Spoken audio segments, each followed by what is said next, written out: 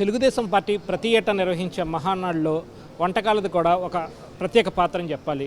ఏదైతే పార్టీ వ్యవస్థాపక అధ్యక్షులు ఎన్టీఆర్కు ఇష్టమైన వంటకాలను ఇక్కడ మహానాడు వేదికగా కార్యకర్తలందరికీ వడ్డించడం అనేది ఇక్కడ ఆనవాయితీగా వస్తుంది.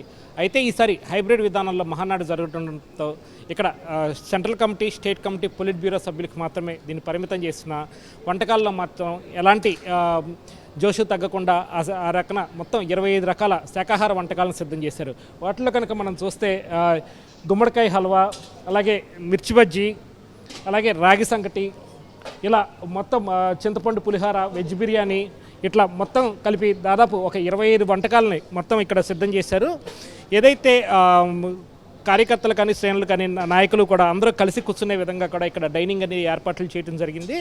అలాగే మొత్తం అటు ముద్దపప్పు, అలాగే క్యాష్యూ ఫ్రై, దొండకాయ ఫ్రై, బ్రకోలీ పన్నీర్, ఇలా వివిధ రకాల వంటకాలు, మొత్తం 25 రకాల వంటకాలను సిద్ధం చేశారు. ఈ వంటకాలకు సంబంధించిన మరిన్ని విశేషాలు వెల్లడించేందుకు దీనికి సంబంధించిన నిర్వాహకులు మనతో ఉన్నారు. వారిని అడిగి వివరాలు తెలుసుకుందాం. సార్ చెప్పండి, ఎలాంటి వంటకాలు సిద్ధం చేశారు, ఎన్ని రకాలు చేశారు?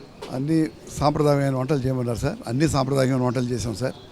చక్కెర పొంగలి, పూర్ణాలు, గారెలు, తర్వాత మనం మిరపకాయ బజ్జీలు, చింతపండు పులిహార, వెజిటబుల్ బిర్యానీ, పెరుగు చట్నీ, కుర్మా, తర్వాత వైట్ రైస్, ముద్దపప్పు, దప్పడం అన్నీ చేసాం సార్. అన్ని సాంప్రదాయకం, పెరుగు గిరుగు అన్నీ మామూలు, ఇంకా అప్పడాలండి. అదండి. అంటే ఎంతమందికి అని చేశారు? 2 రోజుల పాటు. ఈ రోజు ప్రత్యేకతలు ఏంటి, రేపు ప్రత్యేకతలు ఏంటి? రేపు అంటే వేరే వంటలండి. మరి రేపు స్వీట్లు వేరు, ఇవాళ స్వీట్లు, వంటకాలు, కాయలు అన్నీ ఇవాళ సపరేట్ అండి, రేపు సపరేట్ అండి. ఇవాళ కూడా మేము 4000 మంది చేసాం సార్ వంట, 4000 మెంబర్స్.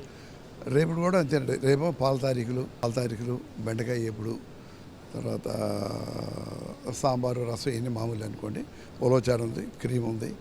రేపు మామిడికాయ పచ్చడి, ఊరగాయ పచ్చడి, గోంగూర పచ్చడి అన్నీ ఉన్నాయి సార్.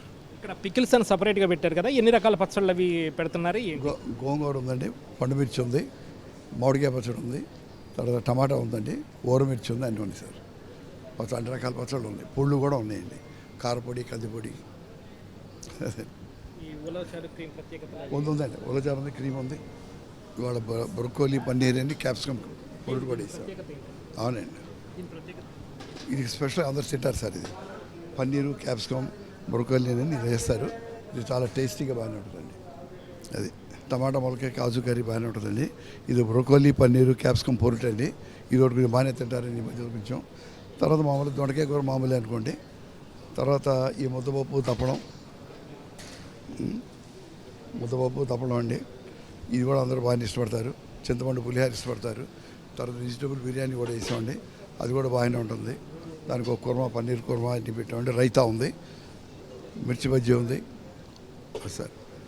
వెజిటేరియన్ వంటకాలు అన్నారు, చూస్తుంటే ఇది చేపల కూరలాగా ఉంది. ఇదేం వంటకం అంటారు? అది రాగి సంగటి, చేపల పులుసు అని అంటారు. కానీ చేపల పులుసు కాదు, అరటికాయ పులుసే. ఆ ఫ్లేవర్ వస్తుందండి. రాగి సంగటి, చేపల పులుసు కాంబినేషన్ సార్. ఇది తెలుగుదేశం పార్టీలో పెడుతున్న వంటకాలకు సంబంధించి ప్రత్యేక విశేషాలు. కెమెరా పర్సన్ ఎంఎస్ఎన్తో VSN Krishna, ETV news, Amaravati.